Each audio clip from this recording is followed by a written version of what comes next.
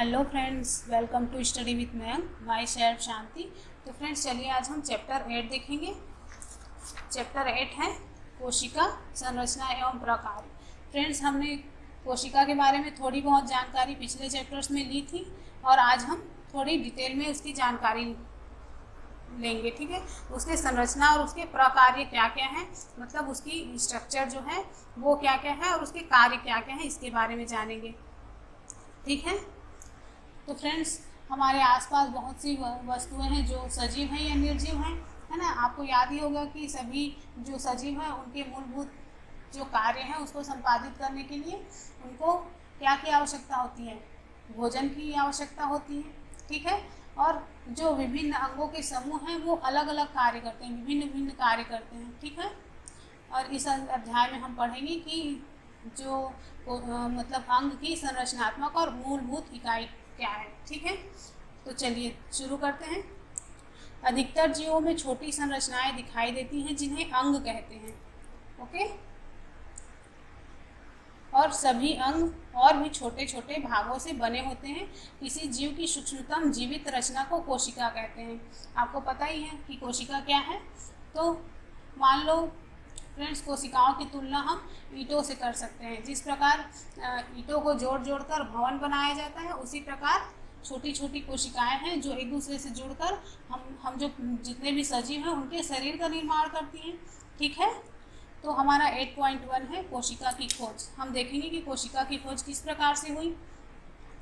तो friends, Robert Hooke ने 1665 में कार्क की स्लाइस का मतलब जो सामान्य आवर्धन यंत्र है उसकी सहायता से अध्ययन किया। ओके, कार्क पेड़ की छाल का एक भाग है। उन्होंने कार्क की पतली स्लाइस ली और उसका सूक्ष्मदर्शी की सहायता से अध्ययन किया। उन्होंने कार्क की स्लाइस में से अनेक, जैसे मधुमक्खी के छत्ते होते हैं ना, सेम उसी तरह से बक्से देखे। ठीक है, और ये बक्से उनको मधुमक्खी के छत्ते के समान दिखाई दिए। ठीक है, और उन्होंने ये भी देखा कि एक जो पोस्ट मतलब एक जो बॉक्स है वो दूसरे बॉक्स से दीवार के द्वारा अलग हुई है, मतलब उसके बीच में एक पट्टी है। ठीक है, तो हुक ने प्रत्येक कोष्ठ को कोशिका का नाम दिया। ओके, और हुक द्वारा देखी गई यह बॉक्स जैसी संरचना है वो वास्तव में मृत कोशिकाएं थी। उन्होंने डेड सेल्स को ही देखा था, क्योंकि वृक्ष की जो कार्क है मतलब छाल है वो बाहरी सतह होती है और वो मृत होती है। तो फ्रेंड्स, सजीवों की जीवित कोशिकाओं को संवर्धित सूक्ष्मदर्शी की खोज होने के बाद ही देखा जा सका। और रॉबर्ट हुक के प्रेक्षण के लगभग 150 वर्षों तक भी कोशिका के विषय में बहुत कम जानकारी थी, पर हमें आज कोशिका की संरचना और उसके कार्यों में बहुत अधिक जानकारी है। और यह कैसे संभव हो सका, तो ये आवर्धन क्षमता वाले सूक्ष्मदर्शी और अन्य तरीकों के द्वारा संभव हुआ है। ठीक है, आपको पता है ना कि आजकल इलेक्ट्रॉन सूक्ष्मदर्शी के द्वारा हम बहुत सूक्ष्म से सूक्ष्म चीज़ों को देख सकते हैं। तो यही बताया गया है कि सर्वप्रथम कार्क की कोशिकाओं की खोज रॉबर्ट हुक ने 1665 में की थी। ठीक है, अब 8.2 है कोशिका। चलिए अब कोशिका क्या है इसके बारे में जानते हैं। तो फ्रेंड्स, जैसे कि भवन के लिए ईंट और सजीवों में कोशिका दोनों ही मूलभूत संरचनात्मक इकाई हैं, है ना। तो जैसे कि भवन निर्माण के लिए एक समान ईंटों का प्रयोग होता है, पर उनकी आकृति, डिजाइन और साइज अलग अलग होते हैं। इसी प्रकार से हम जो सजीव हैं, हमारे मतलब एक जीव दूसरे जीव से अलग होते हैं, है ना। उनकी मतलब अनेक कोशिकाओं के बने होते हैं। और निर्जीव ईंट की अपेक्षा जो सजीव की कोशिकाओं की संरचना है वो अधिक जटिल है। ठीक है, तो फ्रेंड्स, अगर आप प्याज की झिल्ली को सूक्ष्मदर्शी के द्वारा देखोगे तो आपको जैसे कि ईंट की संरचना होती है, सेम उसी प्रकार का स्ट्रक्चर दिखाई देगा। कोशिकाओं की विविध आकृतियां एवं साइज परिलक्षित होती हैं। जैसे कि हमने जाना, विभिन्न जीवों में कोशिका की संख्या भी विविध होती है। हाँ, हमने पढ़ा ऊपर। कुछ कोशिकाओं को नग्न आंखों से देखा जा सकता है, जैसे कि मुर्गी का अंडा। फ्रेंड्स, जो मुर्गी का अंडा है वो एक एकल कोशिका है। ठीक है, और आकार में इतना बड़ा है कि इसको हम खुली आंखों से देख सकते हैं। ठीक है, चलिए अब देखते हैं 8.3। सजीवों में कोशिका की संख्या, आकृति एवं साइज में विभिन्नताएं होती हैं। तो फ्रेंड्स, जो वैज्ञानिक हैं वो किस प्रकार सजीवों की कोशिका का अध्ययन करते हैं तो वह सूक्ष्मदर्शी का उपयोग करते हैं, जिसकी सहायता से वस्तु को आवर्धित प्रतिबिंब का अध्ययन किया जा सके, मतलब जो छोटी चीज़ है उसको बड़ा करके देखा जा सके। और कोशिका की संरचना का अध्ययन करने के लिए अभिरंजक मतलब क्या होता है, पिगमेंट होता है, जिसका उपयोग किया जाता है। ओके, और पृथ्वी पर लाखों जीव हैं, वो उनकी आकृति और साइज में भी भिन्नता है। ओके, तो फ्रेंड्स उनके अंगों की आकृति, साइज, कोशिकाओं की संख्या ये भी अलग अलग है। तो चलिए देखते हैं कि मतलब किस प्रकार के होते हैं। तो पहला है कोशिका की संख्या। तो वह जीव जिनका शरीर एक कोशिका से बना होता है उन्हें एक से अधिक कोशिकाओं से बना होता है उन्हें बहुकोशिकीय या मल्टी सेल्यूलर कहते हैं। मल्टी मतलब अनेक, सेल्यूलर मतलब कोशिका। ठीक है, तो जिन जीवों का शरीर एक से अधिक कोशिकाओं का बना होता है वह बहुकोशिकीय कहलाते हैं। ठीक है, तो फ्रेंड्स क्या आप किसी पेड़ या किसी हाथी जैसे जीवों के शरीर में पाई जाने वाली शरीर की कोशिकाओं का अनुमान लगा सकते हैं? ये संख्या में अरबों खरबों में हो सकती हैं, है ना। मनुष्य में भी कई खरब कोशिकाएं पाई जाती हैं और उनकी आकृति और साइज भी अलग अलग होती हैं। कोशिकाओं के अनेक समूह भी अनेक प्रकार के होते हैं। फ्रेंड्स, 1 अरब में 100 करोड़ होते हैं। ओके, और 1 करोड़ में 100 लाख होते हैं। ठीक है, तो आप समझ सकते हो कि कितनी अधिक हमारी कोशिकाएं होती हैं। ओके, तो छोटे जीवों में कोशिकाओं की कम संख्या और उनके क्रियाकलापों को किसी प्रकार से प्रभावित नहीं करती। मतलब जो मान लो जो छोटे जीव हैं उनमें कम होगी संख्या में, जैसे कि एक हाथी है उसमें अरबों खरबों कोशिकाएं पाई जाएंगी, और उसी प्रकार एक छोटा सा चूहा है तो उसमें उससे थोड़ी कम कोशिकाएं पाई जाएंगी, लेकिन उनके जो क्रियाकलाप हैं, उनके जो काम हैं वो उससे प्रभावित नहीं होते। ओके, आपको जानकर आश्चर्य होगा कि अरबों कोशिकाओं वाले जीवों के जीवन का प्रारंभ एक कोशिका से ही होता है। ठीक है, मतलब हम जितने भी बहुकोशिकीय जीव हैं उनका जीवन का आरंभ एक कोशिका से हुआ है। ठीक है, जो कि निषेचित अंडा होता है।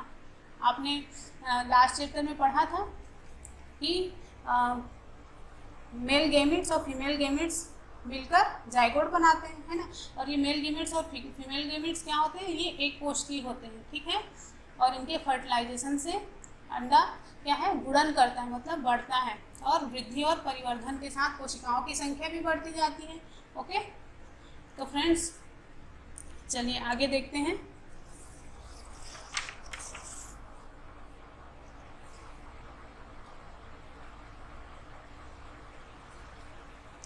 इसी तरह से एक कोशिका वाले जीवों को एक कोशिकीय या यूनिसेल्यूलर, यूनि मतलब एक, सेल्यूलर मतलब कोशिका जीव कहते हैं। मतलब जिनमें सिर्फ एक कोशिका होती है उनको एक कोशिकीय जीव कहते हैं। जैसे कि अमीबा, पैरामीशियम हमने लास्ट चैप्टर्स में देखा था, इसके डायग्राम भी देखे थे। ठीक है, तो इसके बारे में ज़्यादा बताने की ज़रूरत नहीं है। फ्रेंड्स, एक कोशिकीय जीव भी वो सभी कार्य कर सकते हैं, है ना। उनकी जो भी आवश्यक क्रियाएं हैं सारी चीज़ें वो कर सकते हैं जो बहुकोशिकीय जीवों द्वारा की जाती हैं, है ना। एक कोशिकीय जीव जैसे कि अमीबा भोजन का अंतर्ग्रहण करता है, उसको पचाता है, श्वसन, उत्सर्जन और वृद्धि और प्रजनन भी करता है ना। बहुकोशिकीय जीवों में ये सभी कार्य अलग अलग कोशिकाओं के समूह द्वारा संपादित किए जाते हैं, और ये जो कोशिकाओं का समूह है यही ऊतक का निर्माण करता है। ठीक है, और ऊतक अंगों का निर्माण करते हैं। ओके, मतलब एक कोशिका के समूह को ऊतक कहा जाता है और ऊतकों के समूह से अंग का निर्माण होता है। ठीक है फ्रेंड्स, चलिए अब देखते हैं कोशिका की आकृति।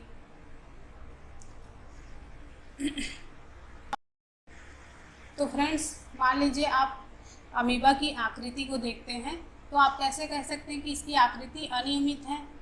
तो फ्रेंड्स, वास्तव में जो अमीबा है इसकी कोई सुनिश्चित आकृति नहीं होती, है ना।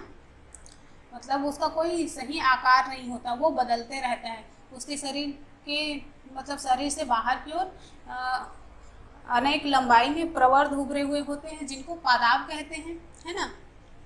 और अमीबा की बदलती हुई आकृति पादाब के बनने के कारण होती है, जो उसे गति प्रदान करने एवं भोजन ग्रहण करने में सहायता करती है। हम सभी पढ़ चुके हैं इसके बारे में। और ठीक है, और ये जो अमीबा के पादाब हैं वो भोजन ग्रहण करते समय और गति करते समय बनते बिगड़ते रहते हैं। ओके,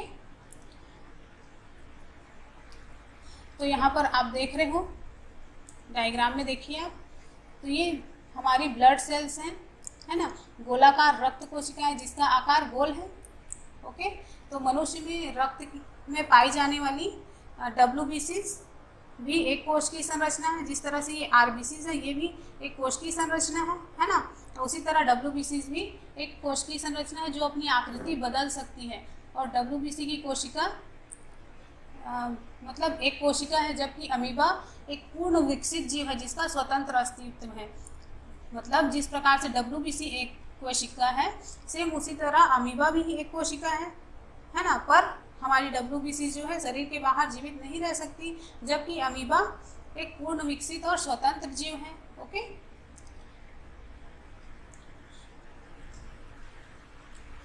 फ्रेंड्स, मानव में विभिन्न प्रकार की कोशिकाएं होती हैं, जैसे रक्त की कोशिका, पेशी की कोशिका और तंत्रिका कोशिका। तो ये पेशी कोशिका किस प्रकार की होती है? तो ये तर्कु रूपी होती है, मतलब स्पिंडल साइज शेप की होती है। ओके, और ये क्या है? तो ये तंत्रिका कोशिका है। और तंत्रिका कोशिका मतलब कभी कभी कोशिकाएं बहुत लंबी होती हैं और कुछ कोशिकाएं इस तरह से शाखाओं में बढ़ जाती हैं। ठीक है, और तंत्रिका कोशिका क्या करती है? तो ये संदेश प्राप्त करके उनका स्थानांतरण करती है, जिसके द्वारा हमारे शरीर में नियंत्रण और समन्वय होता है। ओके, तो फ्रेंड्स, क्या आप अनुमान लगा सकते हैं कि कोशिका का कौन सा भाग इसे आकृति प्रदान करता है? तो चलिए देखते हैं। तो कोशिका के विभिन्न संघटक एक झिल्ली द्वारा घिरे होते हैं। ओके, और ये झिल्ली जो है पौधों और जंतुओं की कोशिका को आकृति प्रदान करती है। पादप कोशिका में एक या अतिरिक्त आवरण होता है जिसे कोशिका भित्ति कहते हैं। ठीक है, मतलब पादपों और जीवाणुओं की कोशिका में एक अतिरिक्त आवरण कोशिका भित्ति पाया जाता है, जबकि जंतु कोशिका में कोशिका भित्ति नहीं पाई जाती।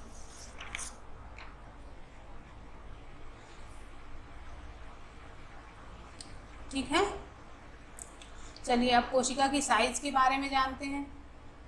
तो फ्रेंड्स, सजीवों में कोशिका का साइज 1 मीटर का 10 लाखवां भाग, मतलब माइक्रोमीटर अथवा माइक्रोन के बराबर छोटा हो सकता है।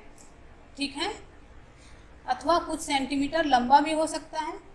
सबसे छोटी कोशिका 0.1 से 0.5 माइक्रोमीटर है, जो कि जीवाणु कोशिका है। ओके, है ना। और इसको हम मतलब अधिकतर ये कोशिकाएं इतनी छोटी होती हैं कि इनको हम खुली आंखों से नहीं देख सकते, इन्हें सूक्ष्मदर्शी द्वारा बड़ा करके देखना पड़ता है ना। जैसे कि मैंने बताया, सबसे छोटी कोशिका 0.1 से 0.5 माइक्रोमीटर की है, जो कि जीवाणु कोशिका है। और सबसे बड़ी कोशिका किसकी है?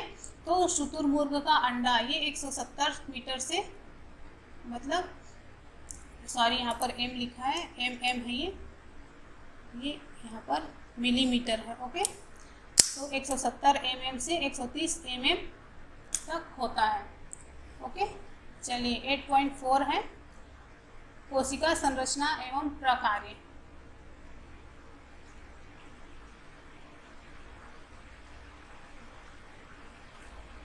फ्रेंड्स, ये जो मतलब किसी कोशिका के साइज का संबंध किसी पौधे और जंतु के साइज से नहीं होता है ना।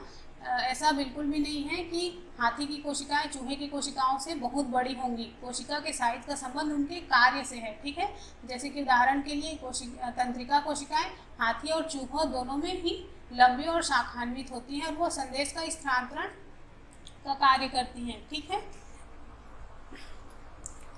तो चलिए कोशिका संरचना एवं प्रकार्य देखते हैं, मतलब कोशिका की संरचना कैसी होती है और उसके कार्य क्या क्या हैं। तो फ्रेंड्स, आप पढ़ चुके हैं कि प्रत्येक जीव में अनेक अंग होते हैं, है ना। और कक्षा 7वीं के चैप्टर्स में हमने देखा था पाचक अंग, मतलब पाचन अंगों के विषय में, जो सम्मिलित रूप से पाचन तंत्र बनाते हैं। किसी तंत्र में प्रत्येक अंग अलग अलग कार्य करते हैं, जैसे कि पाचन, स्वांगीकरण और अवशोषण, है ना, डाइजेशन, एसिमिलेशन और ऑब्जर्वेशन। ठीक है, तो ये सभी कार्य करते हैं। तो और उसी तरह उदाहरण और देख सकते हैं कि जड़, जल और खनिजों के अवशोषण में सहायता करती है ना। आपने कक्षा 7 में पढ़ा था कि पत्तियां भोजन का संश्लेषण करती हैं। और जो ये जो प्रत्येक अंग है वो छोटे छोटे भागों का बना होता है जिसे ऊतक कहते हैं, ठीक है, और जो विशिष्ट कार्य करते हैं, ठीक है फ्रेंड्स। तो एक कोश की जीवों में एकल कोशिका ही वे सभी मूलभूत प्रकार्य करती हैं जो बहुकोश की जीवों में विशिष्ट कोशिकाओं के समूह द्वारा संपादित की जाती है। मतलब एक कोशिका के द्वारा वो सभी कार्य किए जा सकते हैं जो बहुकोश की जीवों में अलग अलग कोशिकाओं के द्वारा किया जाता है, ठीक है। अब 8.5 है कोशिका के भाग। चलिए अब हम कोशिका के भागों के बारे में देखते हैं। तो फ्रेंड्स, कोशिका का मूल घटक क्या क्या है? तो कोशिका झिल्ली, कोशिका द्रव्य और केंद्रक, ठीक है। कोशिका द्रव्य और केंद्रक कोशिका झिल्ली के अंदर होते हैं और कोशिका झिल्ली एक कोशिका को दूसरी कोशिका से घेरे हुए माध्यम से अलग करती है, ठीक है। और कोशिका झिल्ली को हम क्या बोलते हैं? तो इसे प्लाज्मा झिल्ली भी कह सकते हैं और ये सरंध्र होती है और विभिन्न पदार्थों के आवागमन का नियमन करती है, ठीक है फ्रेंड्स। तो चलिए कोशिका झिल्ली के बारे में और जानते हैं।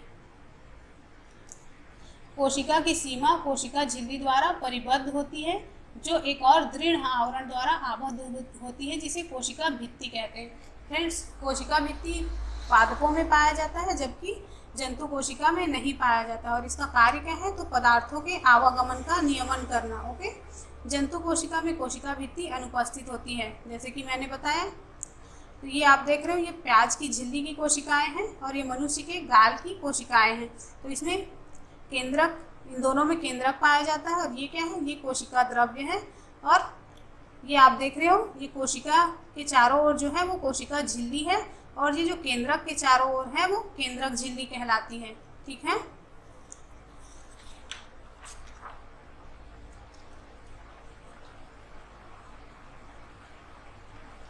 चलिए अब आप आगे देखते हैं कोशिका द्रव्य। कोशिका द्रव्य क्या होता है? चलिए जानते हैं।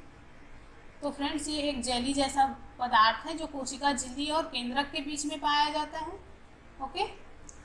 और कोशिका के संगठक अथवा कोशिकांग कोशिका द्रव्य में पाए जाते हैं, जैसे माइटोकॉन्ड्रिया, गाल्जिकाएं, राइबोसोम आदि, ठीक है फ्रेंड्स।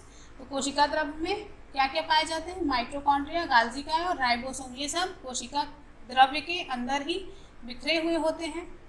तो चलिए अब केंद्रक के बारे में जानते हैं। तो सजीव कोशिका का ये एक महत्वपूर्ण घटक है, संगठक है, ओके। और सामान्यतः ये गोलाकार होता है और कोशिका के मध्य भाग में स्थित होता है। फ्रेंड्स, इसे सरलतापूर्वक अभिरंजित, मतलब पिगमेंट जो होते हैं, अभिरंजक होते हैं, उससे अभिरंजित करके इनको सूक्ष्मदर्शी के नीचे देखा जा सकता है, ठीक है। कोशिका के केंद्र में घनी एवं गोलाकार संरचना है जिसे केंद्रक कहते हैं, ठीक है। अभी मैं कोशिका का चित्र बताऊंगी, पादप कोशिका और जंतु कोशिका का, तो उसमें क्लियर हो जाएगा, ठीक है। और ये केंद्रक जो है, केंद्रक झिल्ली द्वारा घिरा होता है, ओके। केंद्रक झिल्ली केंद्रक का आवरण बनाता है, ठीक है। और ये झिल्ली कैसी होती है? तो ये सरंध्र होती है और कोशिका द्रव्य और केंद्रक के बीच पदार्थों के आवागमन को नियंत्रित करता है, ठीक है। फ्रेंड्स, जो उच्च आवर्धन क्षमता वाले सूक्ष्मदर्शी होते हैं उसको देखने पर हमें केंद्रक में एक छोटा और सघन संरचना दिखाई देता है जिसे क्या बोलते हैं? जिसे केंद्रिका या न्यूक्लियोलस बोलते हैं, ठीक है।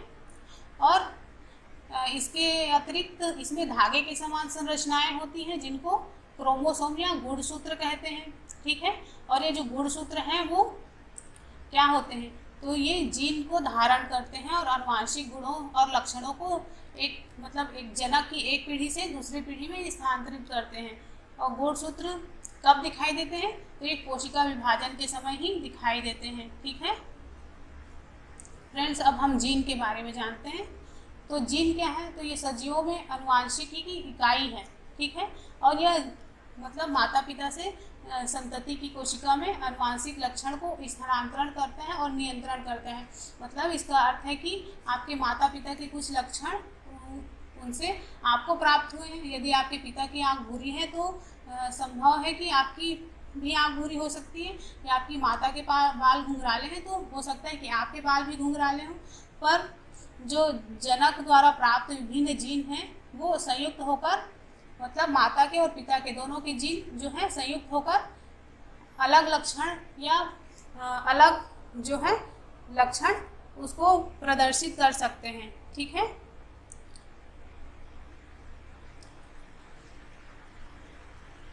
फ्रेंड्स, वंशानुगत और आनुवांशिक गुणों के अतिरिक्त ये जो कोशिका केंद्रक हैं कोशिका के क्रियाकलापों का भी नियंत्रण करते हैं। कोशिका के जितने भी फंक्शंस हैं उसका नियंत्रण करते हैं। ओके। सजीव कोशिका के समग्र संघटक को जीव द्रव्य या प्रोटोप्लाज्म के नाम से जाना जाता है। इसमें कोशिका द्रव्य और केंद्रिका द्रव्य दोनों सम्मिलित हैं। जीव द्रव्य को कोशिका का जीवित पदार्थ कहते हैं। ठीक है। चलिए अब आगे देखते हैं प्रोकैरियोटिक कोशिका। ओके। तो फ्रेंड्स, जीवाणु कोशिका के केंद्रक जो है बहुकोशिकी जीवों के केंद्रक के समान सुसंगठित नहीं होता। इसमें केंद्रक झिल्ली एब्सेंट होते हैं। ठीक है। और ऐसी कोशिकाएं जिनमें केंद्रक पदार्थ केंद्रक झिल्ली के बिना होता है वो जीव प्रोकैरियोट्स कहलाते हैं। ठीक है।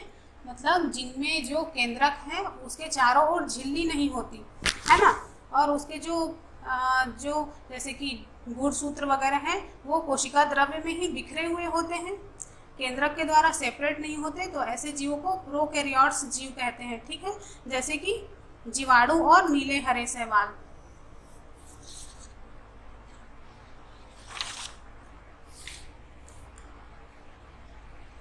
अब हम देखेंगे यूकैरियोट कोशिका।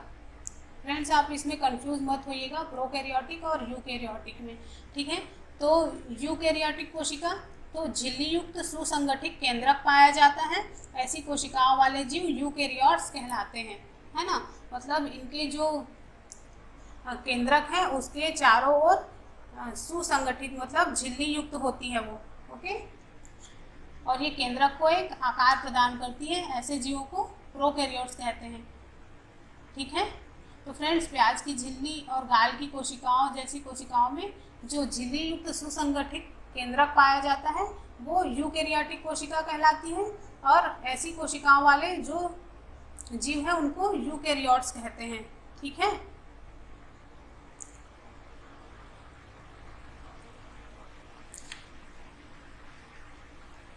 फ्रेंड्स, प्याज की झिल्ली की कोशिकाओं को अगर आप देखेंगे तो उस समय आपने देखा होगा कि कोशिका द्रव्य के बीच में खाली स्थान दिखाई देते हैं, है ना। और ये जो खाली स्थान दिखने वाली जो संरचना है वो क्या कहलाते हैं, तो वो ही रिक्तिका कहलाते हैं, है ना। तो पादप कोशिका में बड़ी रिक्तिका पाई जाती है और जंतु कोशिका में अनेक छोटी छोटी रिक्तिकाएं पाई जाती हैं। हम डायग्राम में नीचे देखेंगे। ठीक है। तो फ्रेंड्स, जैसे कि प्याज की झिल्ली की कोशिका में दिखाई दिया और गाल की कोशिका में छोटी छोटी रिक्तिकाएं दिखाई दी, तो बड़ी रिक्तिकाएं पेड़ पौधों की कोशिकाओं में पाई जाती हैं और जंतु कोशिकाओं में छोटी रिक्तिकाएं होती हैं। ठीक है। पादप कोशिका में प्लास्टिड उपस्थित होता है। फ्रेंड्स, अब ये प्लास्टिड क्या है, तो जो पादप कोशिका है उनमें एक पिगमेंट पाया जाता है जिसको प्लास्टिड कहते हैं।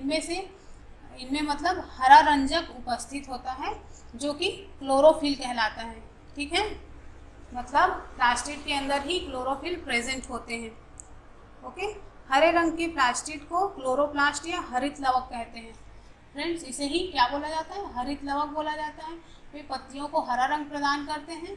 और आपको याद होगा कि क्लोरोप्लास्ट में क्लोरोफिल होता है जो कि प्रकाश संश्लेषण के लिए आवश्यक है। ठीक है फ्रेंड्स। तो चलिए यहाँ पर जंतु और पादप कोशिका को देख लेते हैं। वैसे हम अगर इसको पहले देख लेते तो ज़्यादा अच्छे से समझ में आता है ना। तो ये क्या है, पादप कोशिका है और ये जंतु कोशिका है। तो देखिए आप इसमें क्या क्या पाया जाएगा। तो ये जो अंदर का भाग है ये आप देख रहे हो, ये अंदर वाला भाग, तो ये कोशिका झिल्ली है। ठीक है। क्या है, ये कोशिका झिल्ली है और इसकी जंतु कोशिका की कोशिका झिल्ली, और ये जो बड़ा सा आप देख रहे हो और इसमें छोटी छोटी जो दिखाई दे रही है यही रिक्तिका कहलाती है, मतलब वैक्यूल कहलाते हैं। ठीक है। और ये केंद्रक हैं, इसमें भी है, इसमें भी है। और ये जो कोशिका के बाहर आप देख रहे हो यही कोशिका भित्ति है। ठीक है। जो पेड़ पौधों में ही पाए जाते हैं, जंतु कोशिका में नहीं होती।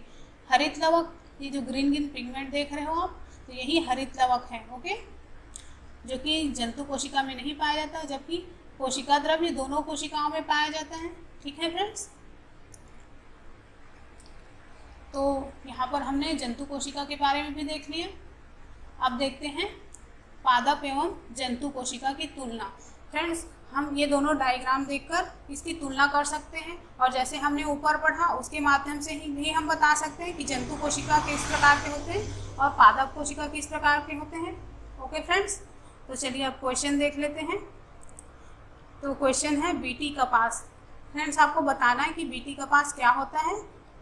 ओके, और दूसरा क्वेश्चन है गुणसूत्र कहाँ पाए जाते हैं, इसके बारे में भी बताइएगा। ओके फ्रेंड्स, तो फ्रेंड्स ये चैप्टर यहाँ पर ख़त्म होता है। अगर वीडियो पसंद आया हो तो बिल्कुल लाइक करना मत भूलिएगा। तो मिलते हैं नेक्स्ट वीडियो में। Okay, bye bye.